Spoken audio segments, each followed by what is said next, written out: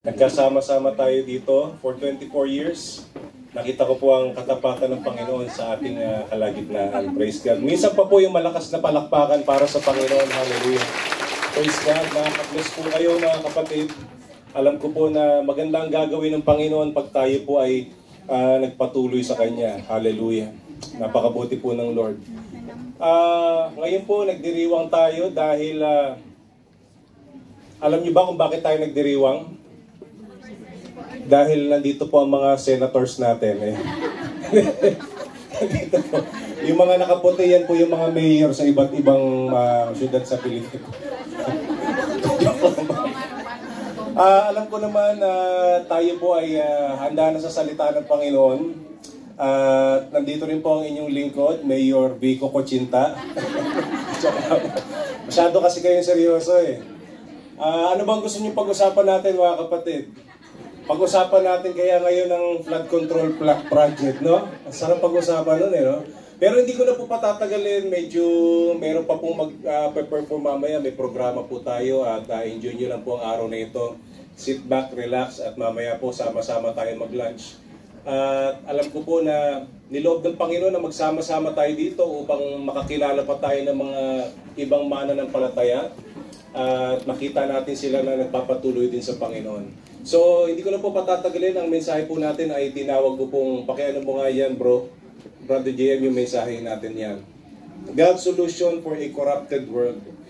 Ang Diyos po ay may solusyon sa corrupted world na ito. Ibig sabihin mga kapatid na corrupted world, ito pong mundong ito ay napakaganda. Kaso dahil po sa gawa ng kaaway, ito po ay na-corrupt, nasira. Ito po ay hindi na kagaya ng dati nang nilikha ito ng Panginoon. So kung titignan nyo mga kapatid, ang Biblia, sinasabi po palagi ng Biblia na wala nang bago sa panahon ngayon. Kung ano yung nangyari noon, nangyayari din ngayon. Sabi nga po dito sa Ecclesiastes 3:16, sabi dito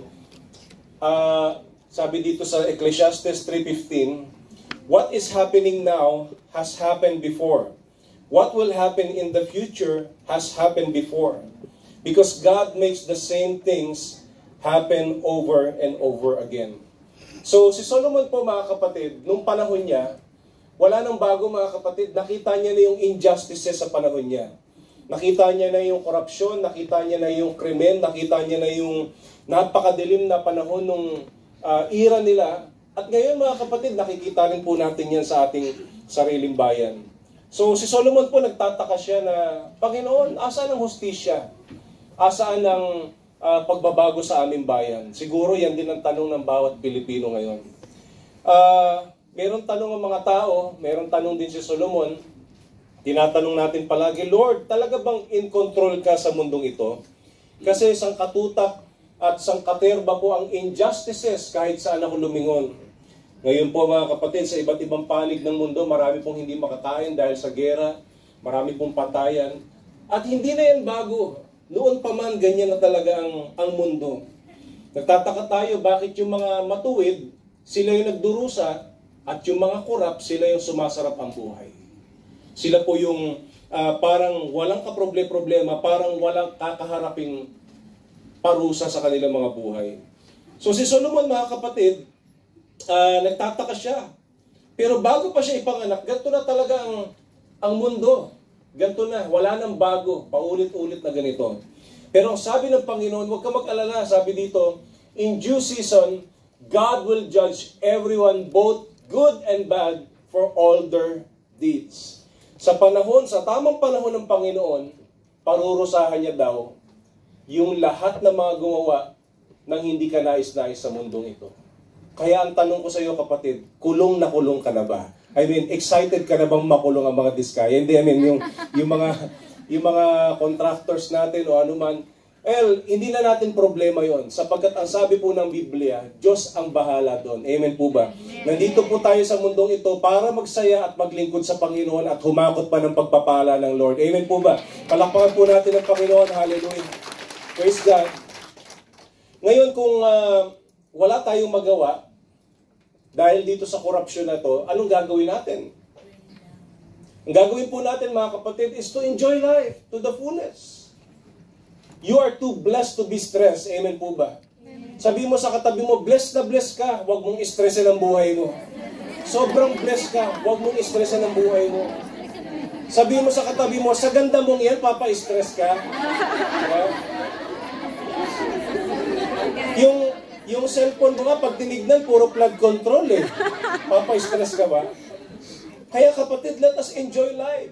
Sabi po ng Bible sa Ecclesiastes 3:22, I saw that there is nothing better for people than to be happy in their work. That is our lot in life. And no one can bring us back to see what happened after we die. Bakit daw po natin kailangan i-enjoy, mga kapatid, ang buhay? Kasi hindi na natin mababalikan pa ang buhay. Hindi na natin maibabalik ang kahapon. Kaya kung anuman ang nangyayari sa araw na ito, kapatid, ito ay regalo ng Diyos, i-enjoy mo na ang buhay mo ngayon. Hallelujah, sapagkat yan ay kaloob ng Panginoon. Praise God. Napakabuti ng Lord. Tayo po'y humihinga, tayo po'y may pagpapala, tayo ay kasama natin ng mga kapatiran ngayon. Ang gaganda ng bawat isa. Tayo po'y pinagpala. And you know what, mga kapatid? Nais po nating i-enjoy ang buhay dahil ito ay isang regalo ng Diyos na hindi na natin mababalikan pag ito po ay natapos. Kung si Henry at si Bryce nga nag-i-enjoy kahit baha, tayo pa kaya, mga kapatid?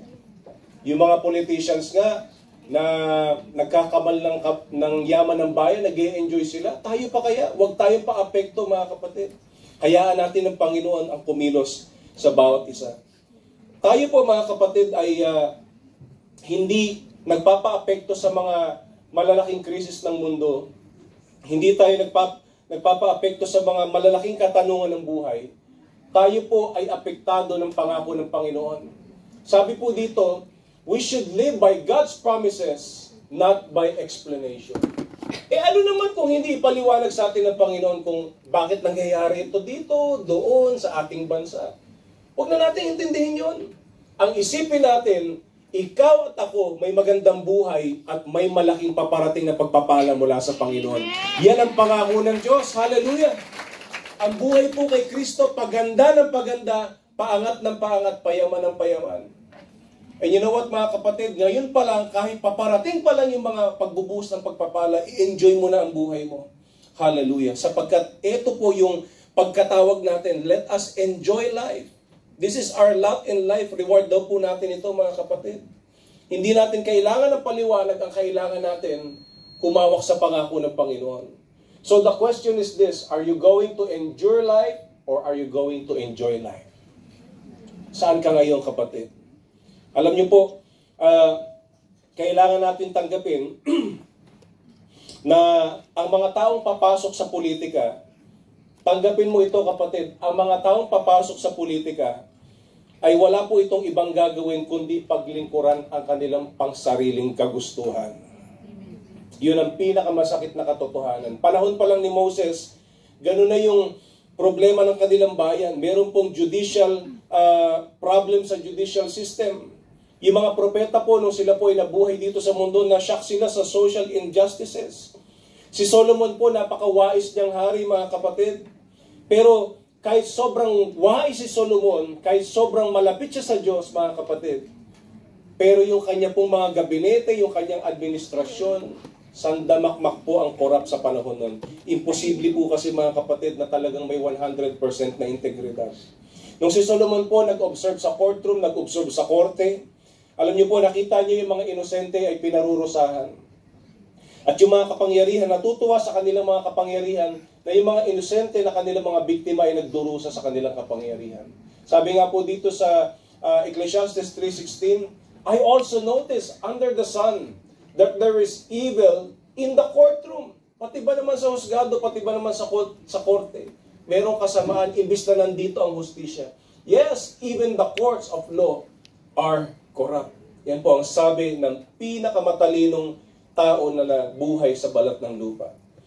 Yung mga walang nagawang krimen, sila yung umiiyak, samantalang yung mga dapat magbigay ng hustisya, sila yung gumagawa ng krimen. Natutuwa sila sa evil na ginagawa nila. Kaya nga po, ang sabi ni Solomon, alam mo, kesa apihin ka, alam mo, ganito kagrabe yung kasamaan sa panahon ni Solomon. Sabi niya, kesa apihin kayo, mas mabuti pa sigurong mamatay na lang kayo. Dahil ganun kagrabe ang dinaranas ng mga tao sa panahon na yun. Sabi po ni Solomon dito, again, I observed the oppression that takes place under the sun. I saw the tears of the oppressed, with no one to comfort them. The oppressors have great power, and their victims are helpless. So I concluded that the dead are better off than the living. Mas mabuhay pa daw, mas maganda pa daw yung buhay ng mga namatay na kaysa sa mga nabubuhay ngayon. And you know what sabi dito? But most fortunate of all are those who are not yet born, for they have not seen all the evil that is done under the sun. At mas pinakapinagpala daw yung mga hindi pa pinapanganak, dahil hindi raw nila nakita ang kasamaan ng mundong ito. Pero ang tanong, mga kapatid, bakit walang ginawa si Solomon ng panahon niya? Bakit hindi siya umaksyon about sa corruption? Kasi kahit siya, mga kapatid, ang pinaka-wise na tao, hindi niya kayang isolve yung problema sa corruption. Yung mga politiko sa panahon niya, nag-decide sila na itong mga politiko na ito, ang gusto nila mas mataas sila kaysa sa batas. Kagaya nga na sinabi ni Senator Erwin, the last law bender. Sabi niya, sometimes we have to bend the law. And you know what, mga kapatid, marami talagang mga tao ayaw pasakop sa batas. You know what, si Presidente po ngayon, kahit palitan natin siya, hindi matitigil ang problema. Sabi nga ni Vico Soto, walang problema sa resibo, walang resibo sa korupsyon. Although mapipigil natin yung libo-libong paglobo po ng korupsyon, pero we cannot control this totally. Nagpapalit tayo ng presidente, pero sa sobrang dami ng mambabatas, hindi natin makokontrol ang korupsyon. Wala pong 100% corruption-free country. Kahit ang Denmark, mga kapatid, 80% lang sila, 88% lang sila, hindi nila maabot yung 100% na corruption-free. Ang pinaka-corrupt po ay yan, pababa Somalia, nandyan din yung North Korea, Yemen. Ang Hong Kong po, pang 17. Ang Pilipinas, alam nyo, pang ilan? Pang 114. Yan. Grabe, konti na lang mga kapatid, dahil ang pinaka-the best. At you know what? Sabi po dito mga kapatid, pakibaba mo nga, Flor. Sabi po dito, ang Pilipinas daw po ay pang 114 and probably noong 2022 pa yon. Paano kaya ngayon 2025? Siguro bumaba na ang korupsyon ngayon 2025. Bumaba na hanggang impyerno ang korupsyon. Ganon katindi mga kapatid ang korupsyon sa Pilipinas. So, sa oras pong ito mga kapatid, konting tiis na lang ang masasabi ko sa inyo. Baka pagka nagkaapo ka na sa tuhod, tapos ng korupsyon sa Pilipinas. At least, matatapos din. Pero, let's say na, not in our lifetime, but God said, in due time, may panahon ako para dyan. All you have to do right now is to enjoy your life, gawin mo yung tama sa trabaho mo, at pag ginawa mo yan, kapatid, aani ka ng rumaragasang pagpapala sa Panginoon. Kahit maraming problema sa mundo, ang Diyos may gagawin siyang maganda sa buhay mo. Hallelujah. Dito na po ako magtatapos, mga kapatid. Para po kay Solomon, mga kapatid, kapag ka-inorganize niya yung gobyerno, Hindi ko makita na. halimbawa si Solomon nag-iisip siya, organize ko kaya itong gobyerno. Alam niyo po, naiisip niya na siguro mas lalo lang mag-create ito ng mga bagong problema. Kasi ang mga tao, pag pinapakialaman mo sila sa mali nilang ginagawa, mas lalo silang gumagawa ng mali. Ganun ang tao, mga kapatid. And you know what? Mas lalong lalala ang korupsyon. Kaya nga si Magalong, di ba, nag-resign. Sabi niya, wala akong magagawa rito. Grabe na. Hindi ko maano to. Para kalokohan itong investigasyon na ito. Kasi halos lahat may partisipasyon. So, you know what, mga kapatid? Hindi ko sinasabi na tayo po mga Pilipino ay manahimik na lang o tayo po ay huwag magalit sa korupsyon. Hindi po yun ang ibig kong sabihin. Kinikwento ko lamang po sa inyo ang katotohanan about sa korupsyon, mga kapatid. At kahit si Jesus, mga kapatid, nung panahon niya, nagalit siya sa korupsyon. Nung pumasok siya sa templo ng kanyang ama, nakita niya na imbis yung templo ay lugar ng panalangin, nandoon yung mga money changers, nandoon yung mga nagtitinda ng hayop. At yung Kinikita nila mga kapatid, may porsyento doon yung pare, yung priest. Kaya ang ginawa ni Jesus, tinaob niya, galit na galit siya sa korupsyon. Sabi niya, itong lugar na ito, dapat dito tayo nananalangin. Pero ginawa niyo itong lugar na magnanakaw. Anong ginawa niyo sa mundo ko? Nagalit ang Panginoon. Galit na galit ang Panginoon. Pero hindi po doon nag-focus si Lord, mga kapatid. Hindi siya nag-focus sa galit. It's a holy anger, mga kapatid. Nagagalit siya kasi may malasakit siya sa tao. Ayaw niyang lalo pang lumubog ang mundong ito. Pero ang solusyon ng ating Panginoon, mga kapatid, ito po ang sabi niya. Ang sabi niya, go into all the world and preach the gospel to all creation. Ihayag mo ang salita ng Panginoon sa buong mundo. Preach it. What is the gospel, mga kapatid? It's the good news of Jesus Christ. Na sinasabi ng Panginoon, na anak, pag nanampalataya ka sa akin, pag naniwala ka, ako ang iyong Diyos at ang iyong tagapagligtas, ikay aking patatawarin at bibigyan kita ng buhay na walang hanggan. Hallelujah. Sige po, purihin natin ang Panginoon. Hallelujah. You know what? Napaka-ikli ng buhay, mga kapatid. Sobrang ikli ng buhay. Blessing na po kung makaabot tayo ng 80 plus years old. Pero you know what, mga kapatid? Ang nakakalungkot, makakalimutan tayo ng mundo. Lahat po tayo makakalimutan.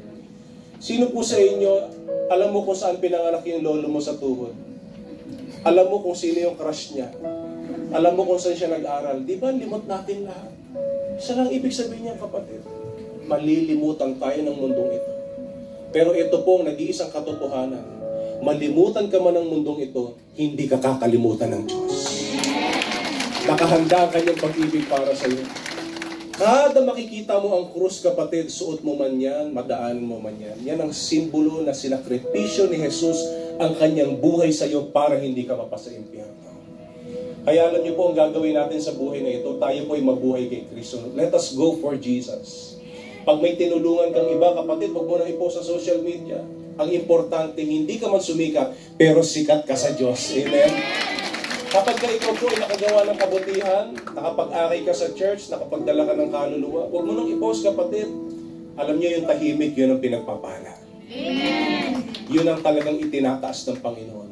At tayo po ang pagkatawag natin, ang pagkatawag natin is this: Jesus must increase and we must decrease. Di bali lang hindi tayo sumikat dito. Huwag mo nang pangarapin na sumikat sa social media. Ang importante, kapatid, ang Panginoon kilala ka niya na ikaw ang isa sa nagpapatuloy sa nasimulan niya dito sa lupa. Tayo pong lahat ay tumayo at pasalamatan natin ang Panginoon. Sinasabi niya sa iyo, anak, maging sino ka man, mahal kita, pinatunayan ko